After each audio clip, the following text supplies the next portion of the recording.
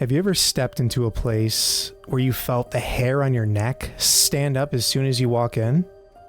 Well, that's exactly what we're delving into today on Beyond the Hub podcast. Hey everyone, I'm Brandon. And I'm Nick.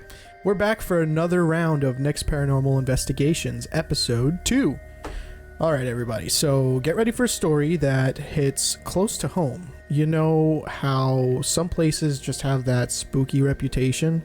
Well, Nick's fiance's childhood house was one of them. Her cousin had recently moved in, and guess what? Nick finally got the chance to investigate. Get ready to uncover the mysteries of this eerie old house.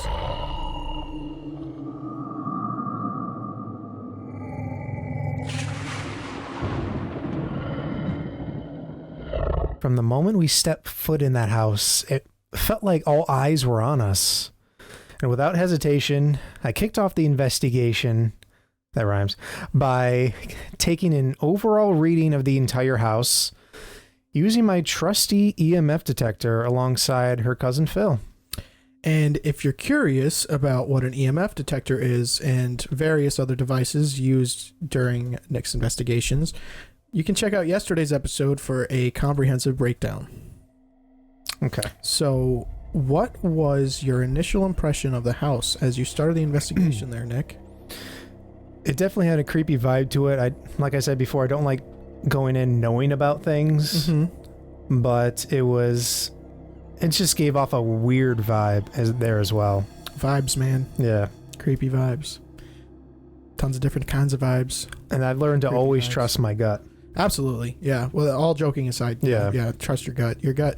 That's part of your sixth sense, man. Yeah. Like your hair standing up on the back of your neck. Your gut feelings telling you something's out of place. Something's wrong. Something's going on that maybe you can't see with your eyes, but there's something happening there. So, can you describe the atmosphere and maybe any noticeable experiences you had while you were investigating? There were a ton. Yeah. And this place was electric. I can't even. There's so many. Start with one. Start with one. Yeah. Where we first did like the initial reading of the place. Yeah. And we started off using the spirit box. Okay. So, what is a spirit box used for? Typically, it's used to try to communicate with spirits. By rapidly scanning through radio frequencies. Okay. The spirit box will generate a continuous stream of like random snippets, and some believe that they hear like multiple words spoken with the same vocal tone, and those frequencies, like over those frequencies, it could be a sign of actual paranormal activity. Like there's something actually there communicating with you. Okay, so this was used in place in this situation. This was used in place of the Ovulus, right? Yes, I didn't have that at the time of this investigation. Okay. All right. So this kind of serves the same function, the spirit box, as an Ovulus when it comes to broadening the communication you can have with whatever's there. And this is you can actually hear what they're saying, like what they sound like. Oh. So that's why when they're saying like the same vocal tone, it'd be impossible for that to be radio interference. Okay, I see. So, how did Caitlin's past experiences and some of her stepdad's reactions impact the investigation? They made me definitely weary of this investigation. Well, there's a lot on the line. Especially when it comes to their past experience with what they believe was like something very, very dark. Demonic even? Yes. Yeah. I mean, when she was a child, there was a story about her. She was playing outside and the window upstairs, the window pane, like just the glass part, shot out and landed and stuck into the ground, like not even 2 feet away from where she was outside. Whoa. Unprovoked. It just happened and just shot out at an angle from where it was. As a solid pane? Like it didn't shatter? Nope. What? So it broke out of the casing of the window? Yes. At an angle and directly hit. Stuck into the ground. What room was that window to? Hers. Her bedroom. That's creepy. And then there were other stories about her mother that were there, and she was sitting on the bed, and the father had come in, or she thought the father had come in and like, you know, put his hand over her shoulder and was started talking to her, or like not saying anything, but she had the hand over the shoulder, and she turned around. There was no one there. That's creepy. Definitely. And there's other stories. I'll get into those. Definitely later too. reason to investigate. Yeah. Unfortunately, like you couldn't go completely not knowledgeable about the things that have happened there because it's something that it's so close to home for you personally. It's your fiance's childhood home. So of course, in your relationship, as you've got to know one another, you're going to discuss these things, especially in your line of work. So, you were aware of some things that have happened there. Yeah. Yeah. What about her stepdad specifically? Like, did he go there for the investigation with you? He actually passed away. Oh. The stepfather actually passed away shortly after his experience in the house. Okay. That's tragic, sad. I'm sorry to hear that. I did not know that. But also, suspicious. He actually, when he was living there, he didn't believe anything that they were saying. He's like, yeah, right. Until there was this one day, he had gone downstairs in the basement for something. He kicked the door down and said, "Let's go, we're leaving." And her mom was like, What are you talking about? He's like, I don't care. He's like, "We'll leave the stuff, we'll buy new stuff. We're leaving right now. Let's go." Wow. And when they were when they were leaving the house, her mother said, in the window that looks back of so like when they're walking up the stairs, there's a window there that overlooks the back of the house. Okay. They said when they were leaving there was a figure standing in the window watching them as they left. And it had a green aura around it. It kind of looked like a witch, is what she described it. Wow.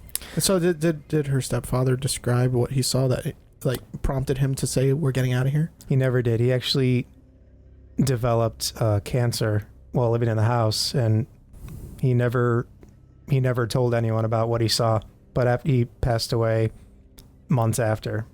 Yeah, he obviously going from a complete skeptic to taking things so seriously that he's taking his family out of the house.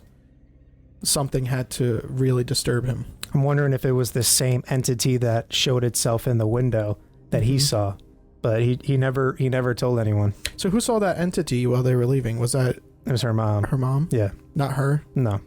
Interesting. So what did... Let me think of how to phrase this. What kind of activity were you particularly looking for there? Were you looking to try to find a what's the word I'm looking for? An apparition because of what they claim to have seen before?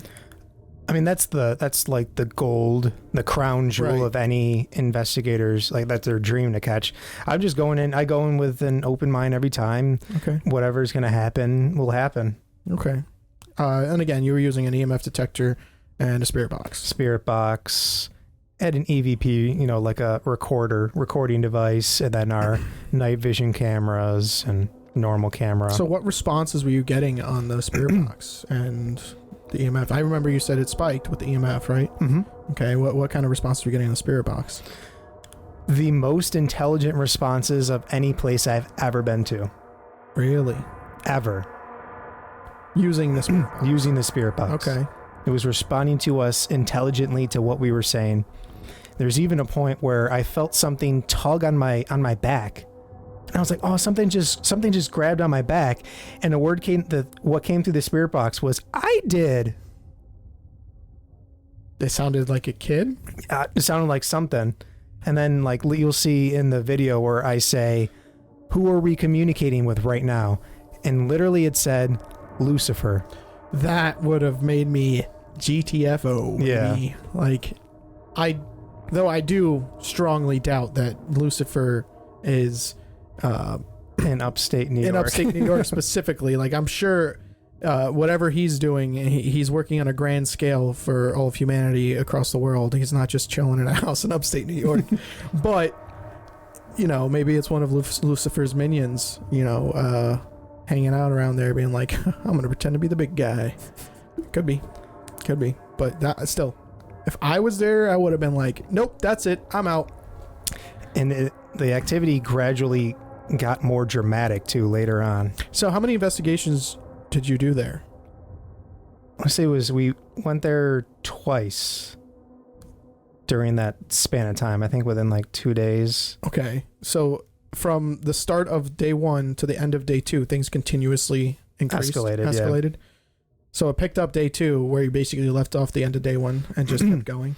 And I know someone's going to say, of course, but right when we finished wrapping up the first day, we turn off all the cameras.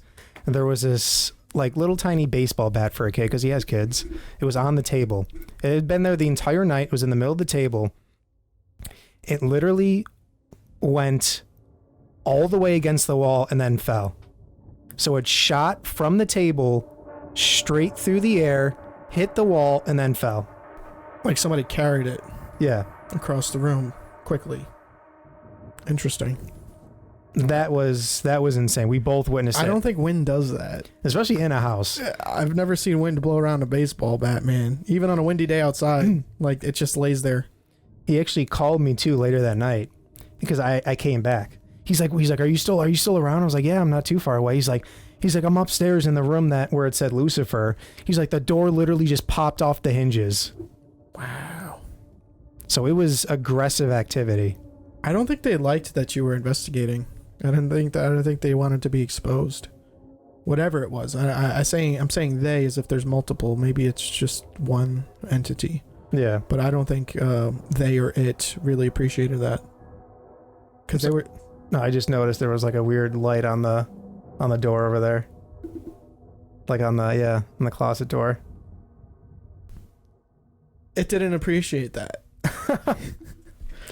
What if that was a reflection? Anyway, well, it's possible. It wouldn't be here. on camera. It's possible here in our studio here. Like, it's possible to be a reflection, and it's also possible that it's not. Especially with what we're talking about. Yeah. But yeah, like here, where were we? First off, we were the baseball bat in the room. He called you back. Call me back. Or in the kitchen, you said the baseball bat in the kitchen. And there were other instances of using the spirit box and other devices, but then, yeah, okay, we'll go into that more later too. But all right, so why don't you walk us through what happened when Caitlin's mom returned to for the tour? Yeah, she had said, I will never step foot in that house again. Right. And guess who stepped foot in that house again? Caitlin's mother. And she ended up going to the basement with you, right? Yeah, so her and the basement have a little history. Okay. She would hear, when she would be all by herself, she would be sitting in the living room, and she would hear like rushing water. Like literally like a rushing water, like a pool was filling up. And then she would hear voices crying for help through the vents that were coming through the basement. That is so creepy. And then when she got so scared, she's like, ah! She went to open the door. There was nothing there. She got so scared, she opened the door. She was mad. She's Italian, so she was mad too at this point. It's like, you're bothering me and tormenting me. I'm going to figure you out. She opened the door. Terrified. Nothing. Yeah. And then 10 minutes later, it did the same thing. Okay. And then she would say that there was like scratching noises going on down there too. Could she find any evidence of scratching? Like any scratch marks on the walls or anything? Yes. Now. Do they still own the house? No, it's actually owned by the church. It's a parsonage. Oh. And they rent it out. They used to be for a member of the clergy, but now they just rent it out. That's why we're able to go in there, because her cousin lives there. So going forward from them leaving there, does her cousin, is he experiencing anything there? Yes. He still does, but it's not to the effect as it was before. At least that's not what he tells me. I mean, it could be. He's kind of like I'm going to pretend I didn't see that So he's like, oh, here the dishes just floated away. I'm gonna pretend if I didn't see it, it didn't happen. Yeah. If I pretend that I don't acknowledge it, it never happened. I don't have a fourth kid. I wonder who that was, but I'm gonna pretend I didn't see that. I don't have a fourth kid. All right. So back to it. We do this tour of the whole house. Yeah. With her in it. Nothing happens. Okay. We're using all the devices. Nothing happens. We go all the way up to the attic where some of the stuff from where she lived there first that they left was still there. And then we went to the basement. She's like, I really don't want to go in there. But let's rewind. When she first walked in the house, she's like, I hope it doesn't, scratch me or anything. She said it. So we go to the basement, and it's creepy. It's a creepy basement. And there were like scratches on the wall, but they think because the people before had a dog before. Okay. And it was scratching, but I can't verify that. That's just, there were scratches there, but it was probably from a dog. So while she's talking about that, she goes, ow, ow, ow. And she's like, why? What? Because we're in the, it's pitch black. Mm-hmm. We have a little light in the phone. She's like, I think I just stepped into something or backed into something. And then he lifted up her shirt and there were 3 claw marks going across her back. She manifested it. She said she didn't want to be scratched. So it said, okay, much obliged. And it was in it where she couldn't do that herself. Like the angle where it was, they were weird scratches. Yeah, too. I remember you showing that footage in a previous live stream we did. And that did not look like it was possible for her to do with the angle and the severity of those scratches.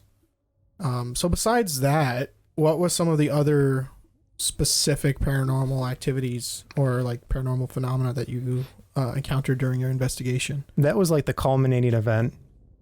But it was between that, the accurate voices captured, there were the intelligent voices captured, right, and just the whole creepy vibe of that place. Like we had anomalies captured, but those voices were so compelling. Those were so compelling that in comparison, especially to your other investigations. Yeah. I've never had an activity like that intense before. Okay, so how did you and Phil react in real time to the experiences in the house? Did it like alter how you were going to continue with the investigation? It did a little. I tried to still be respectful, and Phil was like, come on, you little... Okay. He was egging it on. Touch me, I dare you. Yeah. Which, I mean, it was funny at the time. But... Well, how did Caitlin and her family members react to all of the evidence and experiences that you were actually documenting during the investigation? It was more of validation to them. Okay. That like, oh my gosh, like this stuff, like we knew this stuff happened, but here's documented evidence of it. Okay. So it made them feel a little bit better, at the same time, like a little worse. Yeah, like oh my gosh, that did happen. Yeah. Like, I know I'm not crazy, but damn, this is really crazy. Yeah. So, did you notice any patterns or correlations between like the specific areas where there was reported paranormal activity and what you were experiencing in real time, like the basement? I would say that it sounds like it. Yeah, so like their reported activity in the basement coincided. Not really, we didn't see anything down there, but there was obviously something down there that was strong enough to affect someone physically down there. Yeah, what about Caitlin's bedroom? We didn't really get anything in there. No readings in there? But maybe it got out when it blew the window out. Maybe. It ran away. It maybe. But it was that other room that was more focused. The basement? No, like that room upstairs where it said who it was. Oh, okay. Or that it was Lucifer. Okay. But what about crazy? Now, just for clarification, one more time, that bat, that was in the living room? That was in the kitchen. The kitchen? It was on the kitchen table. Kitchen table. They'd been there the entire night. Where in relation is the kitchen to the other room where they said it was Lucifer? Oh, this is downstairs. Okay, the kitchen's downstairs. Yeah. And the other stuff was upstairs. Lucifer was upstairs. Yeah. Okay. Maybe Lucifer left Caitlin's old bedroom. Moved in next door. Moved in next door. Was hanging out there. Good, because it was I mean, that's his base of operations, man. I mean, her room was right there. Separated by a wall. Yeah. Gotcha. All right. Well, with that being said, what steps did you take before the scratches and after the scratches to ensure, the safety of everyone involved in the investigation. Like, the safety and the well-being is obviously of utmost importance. So what did you do before the scratches, and then what did you modify since she was scratched? I mean, we really didn't do anything before the scratches. It was afterwards. We're like, okay, and then we said some prayers, and we went on our way. You learn more every time you go to something. I had never experienced that level of I was underprepared for the amount of evidence and what we experienced there. I see. So I was still early on in your days of trying to figure out a general process to investigate these things. Yeah. Okay. Do you think that anything followed you home? Absolutely. From that place. It was weeks after. I have another video of that, which I'm going to have the link in the description for that. It followed me home. There were things happening in the house. I was starting to feel things that I felt at that house, at my house. Okay. And it wasn't even like I was thinking about that. It was just that it just started happening. Like, I wasn't like going in. I wasn't like just walking around thinking, that house, that was weird. It was just, I could be watching TV and then there was something that happened. I'm like, what is this? So you didn't put two and two together that something followed you home until after so many things happened. Yes. You're like, something must have followed me. Yeah. Okay. And that's when there's a video. I mean, the TV started shaking back and forth. Like, the entire house started, or like apartment started shaking because we were on the third floor. I even texted my downstairs neighbor. I was like, "You guys feel that?" He's like, "Feel what?" And then it kept going, and like even like the bed was shaking. So that kind of rules out your preconceived, like, being like kind of like a manifesting thing where like you're so preoccupied and worried about something potentially have followed you that it sort of makes that happen, makes it reality. That eliminates that because you weren't even thinking about it.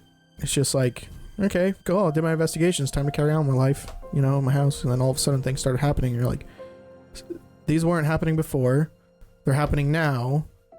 What's the difference between then and now? I went on that investigation. And that's how you put that together. Yeah. Well, do you plan on bravely following up on this investigation with a round 3? Like, are there any further steps you're going to take to gather more evidence or explore potential paranormal activity in that house? He would have to call, and I don't think I would voluntarily go there again. It would have to be if he said, "Nick, can you come to this place, maybe sage it, do something." I would go back then. If he asked me, I don't think I would go voluntarily. There's so much, and now you're going to be marrying into the family. So now there's something that's going to be, tied in. You're tied into this. You're involved into a different level, and there's so much history there with their family that I think it's not wise to go and prod around there again. But I think it's an inevitability that you're going to be requested to go back there one day again. But I would also be foolish to pass up an opportunity to explore, the most genuine and crazy evidence I've captured. What if you were to go back and to greet you was a full body apparition? Like, full body, and it's looks as demonic as it felt. Probably crap my pants in the moment itself, but that'd be crazy. I'd probably throw something at it, but throw something, like a rock, a pebble, or my phone. Your phone. I'll throw the camera at it. Throw the camera. Catch this. Imagine that, and then it catches it, and it's like, "Hi, everyone." Looking into the camera. I'm over here now. That's crazy. All right, let me pull up just part of the video real quick.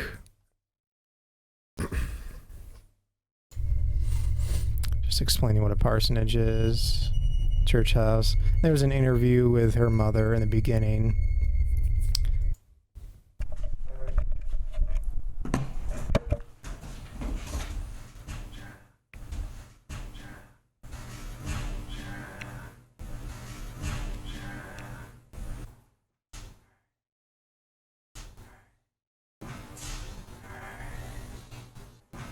Did you turn around?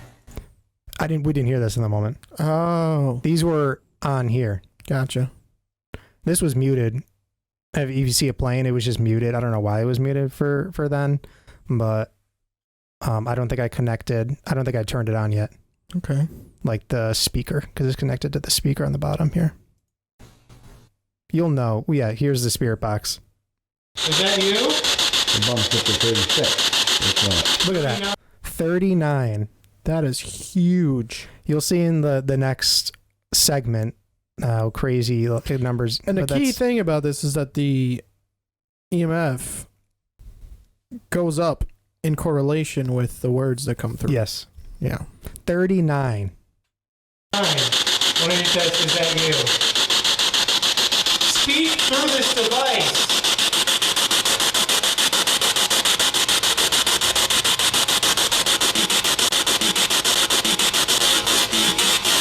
So I put a question mark after these because I don't really, if that's just what I think, maybe. Thank you.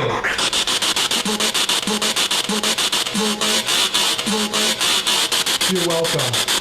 Is it just you in here with us right now?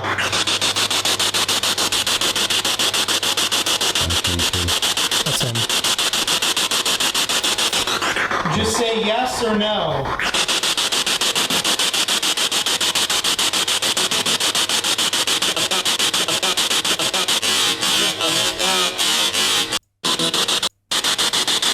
Hello?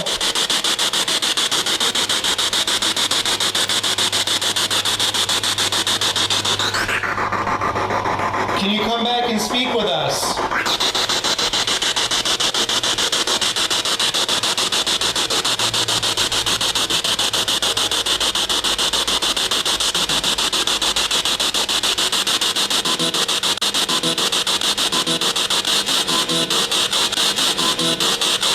Right here, this I next can't part. understand you.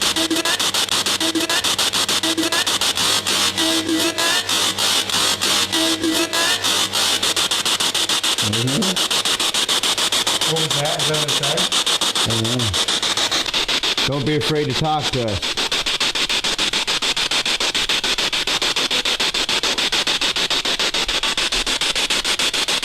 Let me get to the real.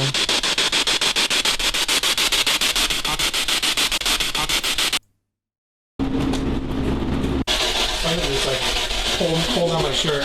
You hear that?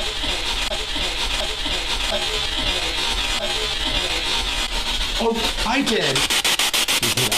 In this room with us right now. Right here.